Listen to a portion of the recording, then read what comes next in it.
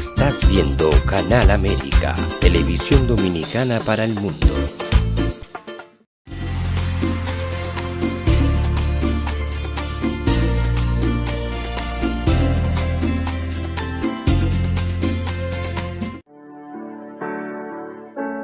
Sometimes life can be so damn hard. You don't know where to go. Everything keeps falling apart.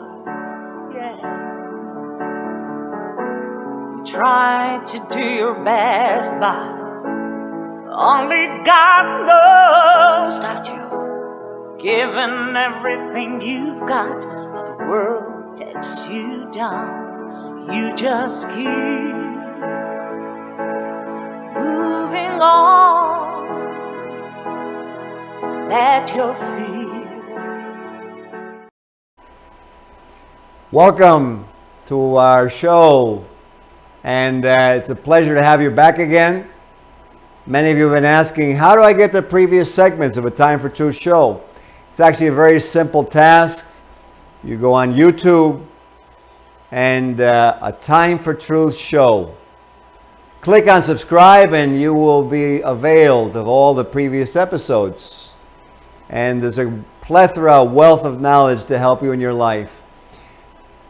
Today's show is a very important show because it entails something that's affecting many Americans in terms of their health, their wellness, a topic obviously that's very crucial to all of us, and something that's been more and more looked into as not only a cause of disease or associated disease, but as a cure.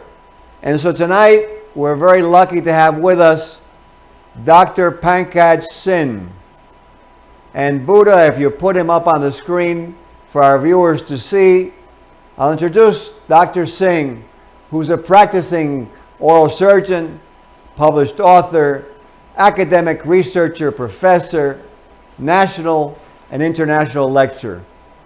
He is passionately dedicated to improving the lives of his patients and committed to serving the professional community through his research and innovations that are expanding the fields of dental implantology, tissue engineering, and dental sleep medicine.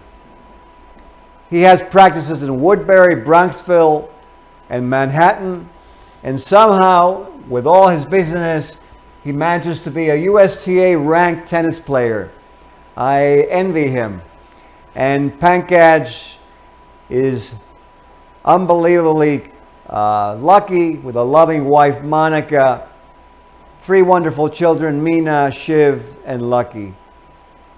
Dr. Singh received his Doctor of Dental Surgery from NYU Dental School and completed his residency in oral surgery and dental implantology at Brookdale Hospital Medical Center.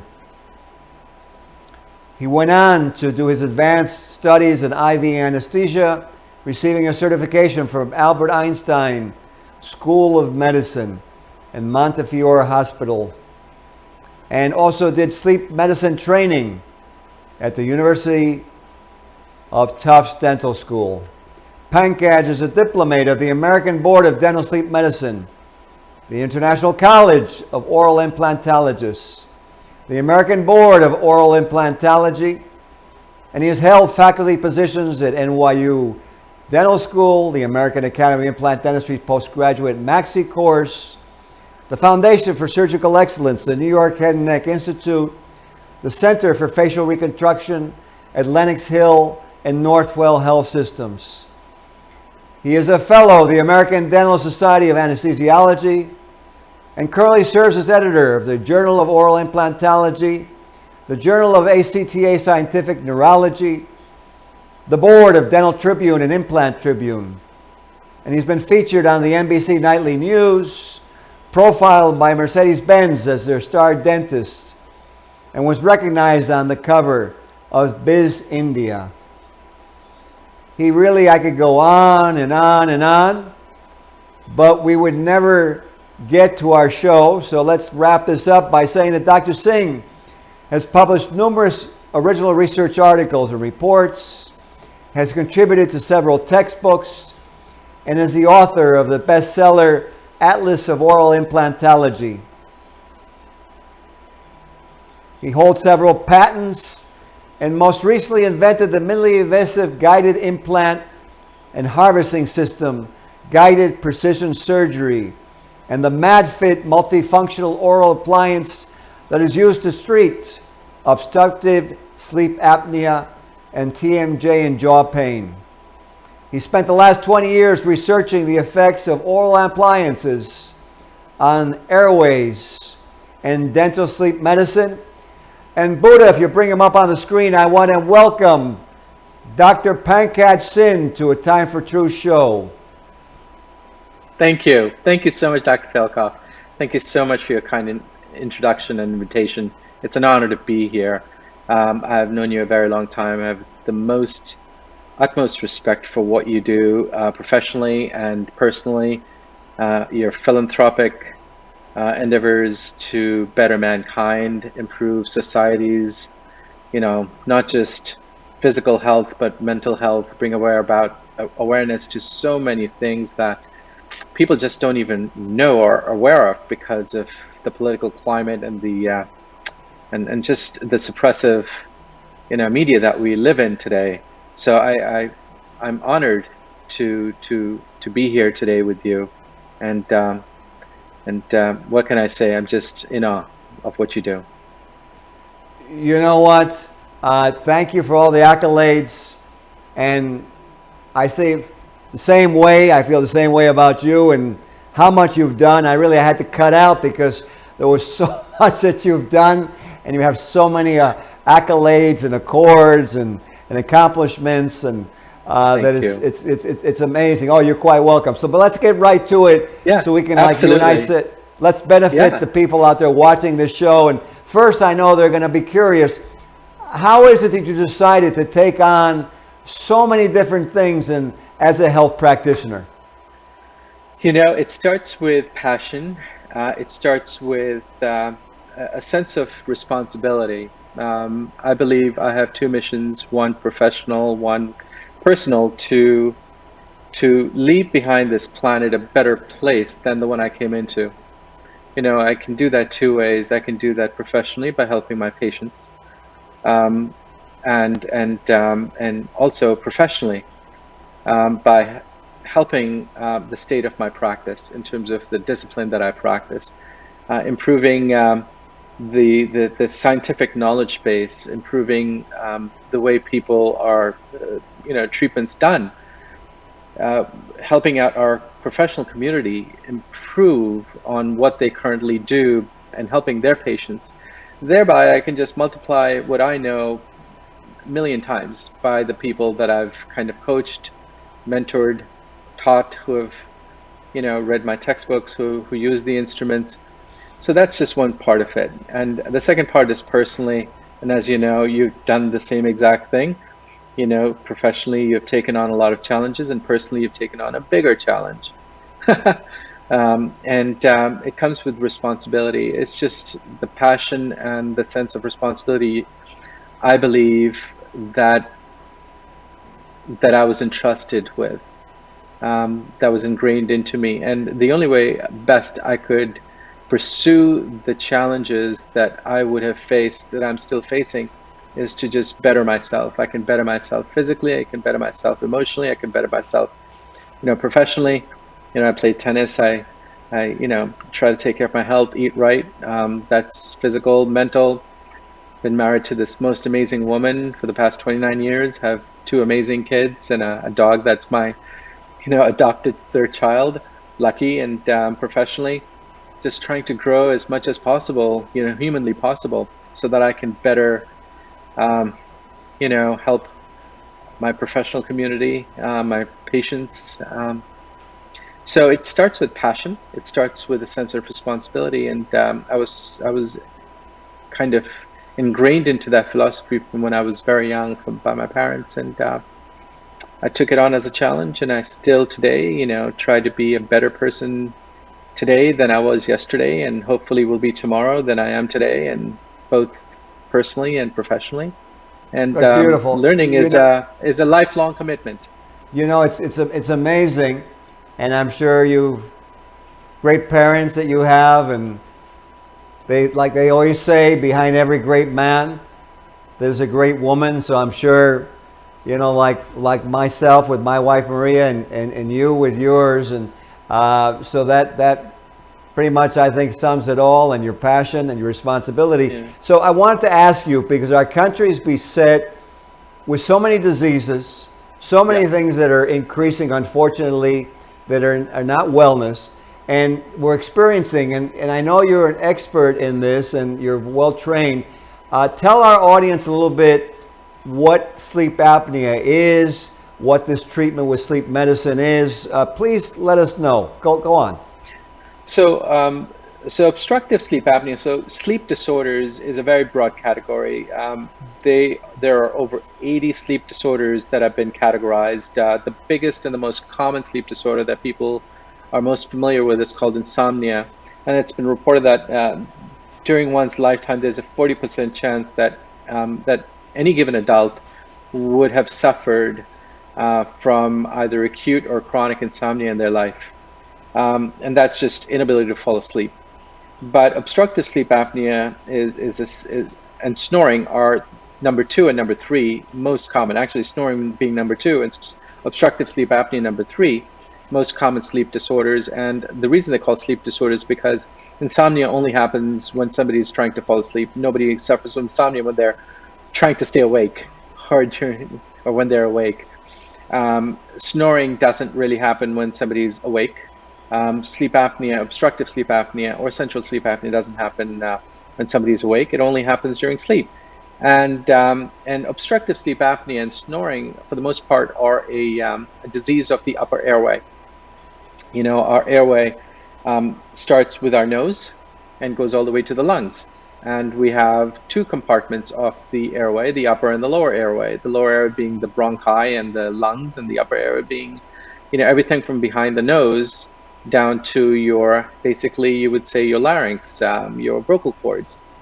And obstructive sleep apnea is when the muscles of the throat, anywhere from behind the nose to all the way down to the vocal cords, literally just get compressed. They just literally get blocked. They just, for the lack of a better word, they get blocked.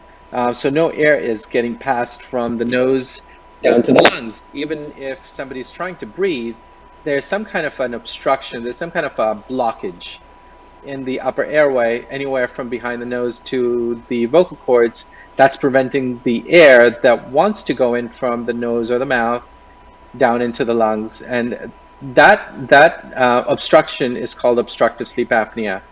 And it's a very dangerous and life-threatening condition. It's been reported that anywhere from 20 to 37% of the general population suffers from it.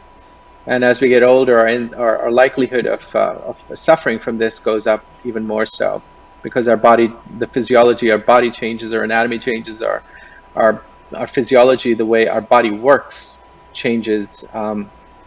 But it's a pretty dangerous and fatal disease. It doesn't kill you at the very early onset of the disease, but it slowly, progressively makes the body sicker and sicker. Eventually, the body just gives out. You may have heard of Justice Antonin Scalia. He was a Supreme Court judge not too long ago. Carrie Fisher, Princess Leia from Star Trek, many others who just, you know, literally passed away in their sleep because of obstructive sleep apnea. And it's the #1 leading cause of death during sleep. It's the #1 leading cause of strokes and heart attacks during sleep. So it's a pretty bad, dangerous condition. And there are certain health conditions that actually predispose an individual to experiencing these obstructions. And it's actually pretty sad that untreated sleep apnea actually makes those conditions worse. It's been linked to an accelerated and early death of patients, as shortening of one's lifespan as a result of untreated sleep apnea. But the sad part is, Dr. Fialkoff, is that 85% of the general population that suffers from sleep apnea, they don't even know they have it. Because a lot of the patients, the significant majority of patients who have obstructive sleep apnea aren't aware of it. 85% aren't aware of it. And the reason they aren't aware of it is because the symptoms, they don't understand the symptoms that they're experiencing, and they don't correlate it with obstructive sleep apnea, let alone physicians, when they go in for their routine checkups and their blood work. It's been reported that that the amount of time a physician spends with their patients is less than 3 minutes. How much can the physician interview a patient, in the 3 minutes? Especially if the patient doesn't report that they have the classic signs and symptoms of sleep apnea, obstructive sleep apnea, things like snoring. 80% of patients, who snore have obstructive sleep apnea, and snoring is just the first warning sign. Patients who have high blood pressure, it's been reported that patients, that 1/3 of high blood pressure patients have obstructive sleep apnea.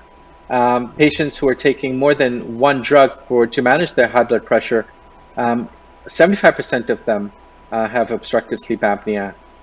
Patients who are diabetics, it's reported that almost 2/3 of the diabetics have obstructive sleep apnea. Obesity is highly correlated and linked to obstructive sleep apnea.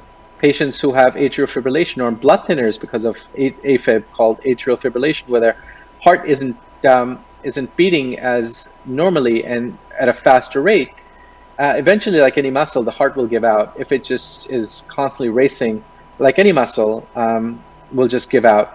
So 50% of the patients with atrial fibrillation have sleep apnea. But the sad part is, in today's day, and I hate to politicize this, but the sad part, Dr. Fialkoff, and you know this, is the pharmaceutical industry is such a for-profit industry that they don't have the best interest of the patients in mind. They rather have patients on lifelong medications, where they can keep getting their money, rather than curing the patient of their illnesses, and breaking that cycle of life dependency on medications. And a lot of these medications have so many side effects that patients have to take other medications to counteract those side effects, and then other medications to counteract those medication side effects. So this is such a vicious cycle. But the unfortunate part is, a lot of the medications that patients take actually predispose them to obstructive sleep apnea as well. Besides not helping it, they actually cause it. So, this is a terrible, terrible, terrible disease that is so underdiagnosed. And the sad part is, patients don't even know it. And but we have the opportunity, you and I, we have an opportunity to use your platform and mass media and our social reach to educate the public and get them to ask the right questions with their doctors, and not just physicians, but also dentists, because dentists, I believe, are the perfect professional to start the conversation of sleep apnea with, or the perfect professional to actually start looking for those signs and symptoms of sleep apnea, because 80% of the causes of the obstructive sleep apnea happen in the mouth. And things like large tongue, narrow jaws, crowded teeth, narrow palates are all contributing factors to something called obstructive sleep apnea. So dentists, when dentists interview their patients and go over their medical histories and look in patients' mouths, are the perfect professional to screen for sleep apnea and refer them for diagnosis, then of course treat them for sleep apnea as well.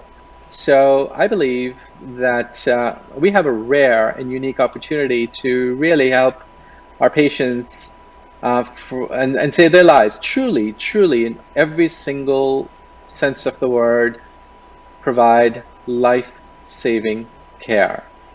So important with all the different things going on and the stress levels and people not sleeping well. What you're talking about is, and what you're detailing, and what we're working up our viewers to is so important. So, as you were talking, it brought something to mind, because here we're talking about lack of oxygen, basically not breathing correctly, the body not getting oxygen. And then I thought about the fact that during COVID, unfortunately, drug usage has increased about 45-50% globally, really, the country and globally, the smoking. And so my question to you is, how are these drug increases, this drug epidemic that's been increasing, in crisis that's been increasing, how does that impact on this sleep apnea that's already there? It has a massive impact, Dr. Fialkov, massive.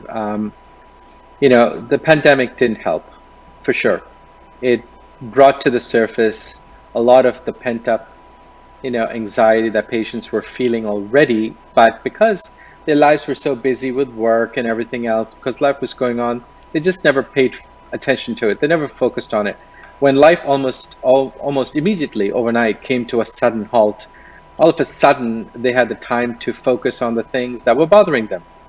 They just weren't pushing through it. And the incidence of depression, anxiety, all those terrible mental conditions that are publicized so much on television for medication purposes, but to push the medications, those ads all of a sudden increased in volume to bring about public awareness and making the unsuspecting public, aware of, the possible long-term effects and, of untreated depression. But unfortunately, it was promoted with medication, and these medications are not without side effects. The biggest medication that's prescribed for, anxiety disorder, for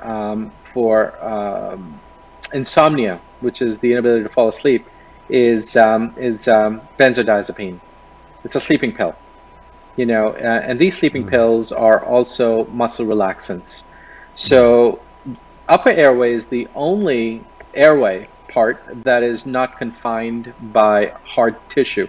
Our lungs have a very strong rib cage in the front and the back that kind of protects it. So you can actually stand on somebody's chest and really, I'm not talking about, a really heavy weight, but I'm talking about just a normal person standing on somebody's chest. You're not going to crush their lungs.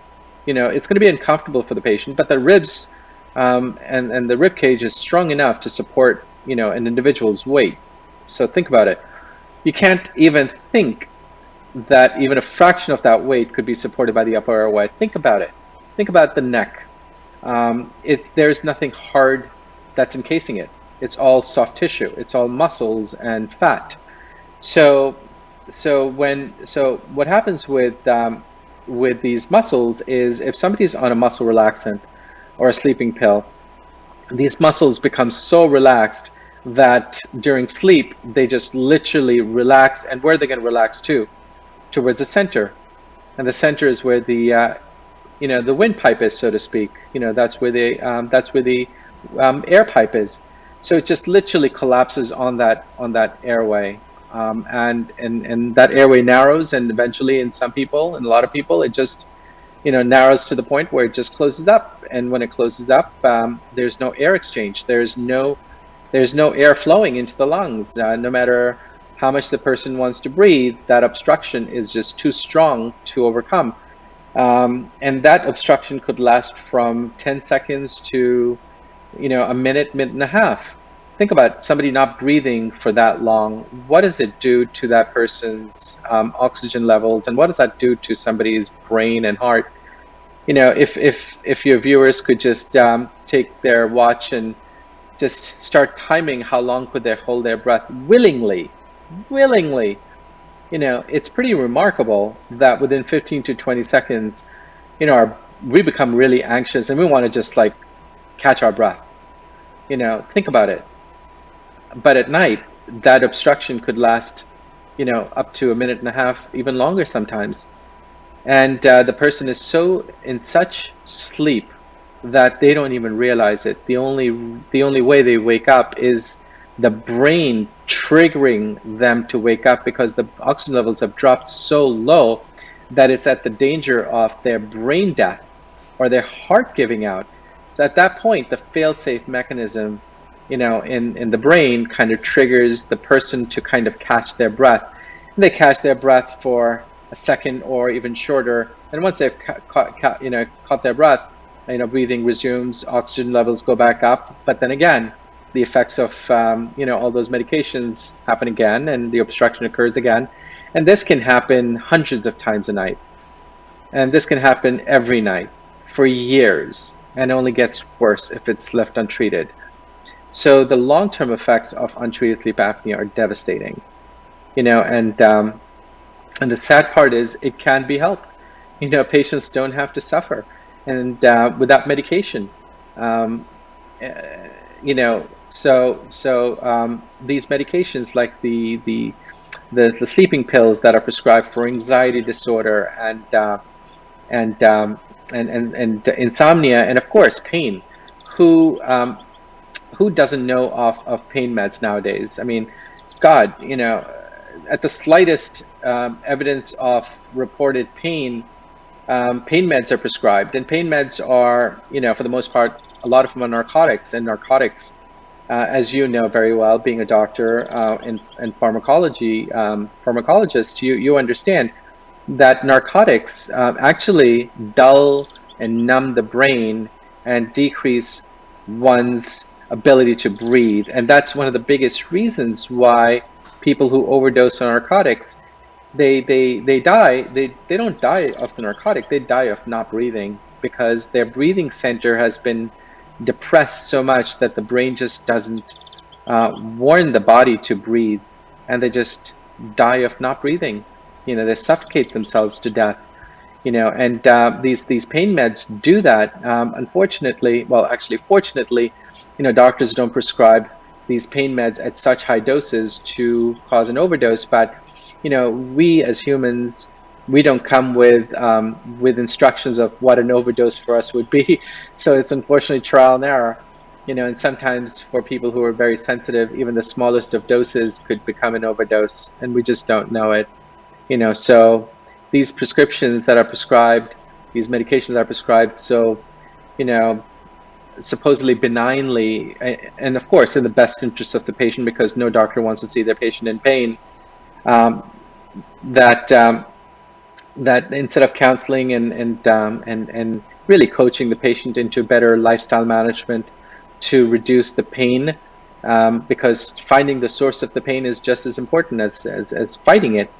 And that takes time for a professional, but it's a commitment that we have to our patients. We try to get to the etiology, the source of pain, and try to help them figure out how to best manage that pain rather than just keep them on meds for the rest of their life. So these narcotics are a big culprit. And the other pain medication, and the other chronic pain medication that's a big culprit in obstructive sleep apnea is something called gabapentin. Gabapentin is it's a GABA receptor inhibitor, and it's a pain medication. It's chronic pain med, but at the same time, it actually dulls the brain, it numbs the brain, it depresses the brain into and increases the threshold for pain, and increases the threshold. What I mean by increasing threshold, that means it takes a lot for the patient to start to feel pain on these medications. And that's why these dose dependencies occur, and that's why patients need to keep taking more and more and more and higher dosage just to feel the same effect.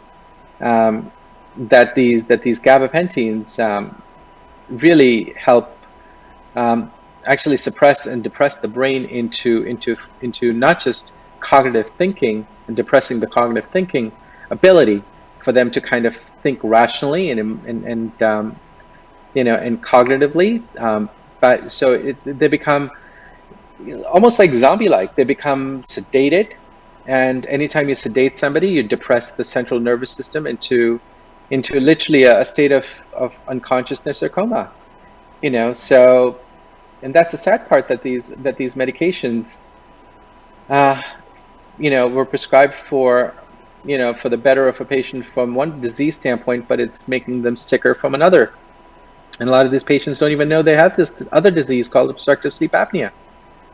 So it's quite amazing that, you know, everything that we're bringing to light here on the show, because, you know, I'm sure the viewers are saying, my God, so what should I do?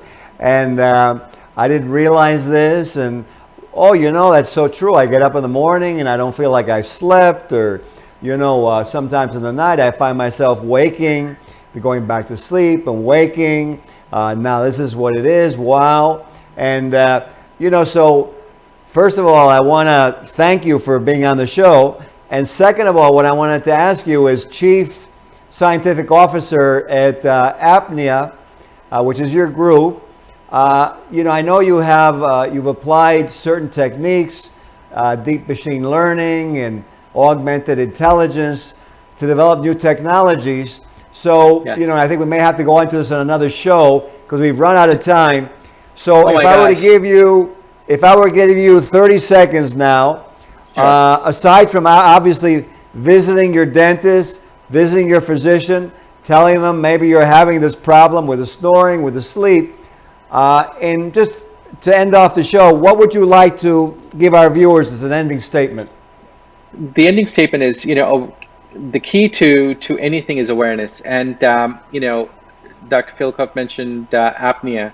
So if you go to the website, www.app-nea.com, so that's www.app-nea.com, there are many screening tools you can use.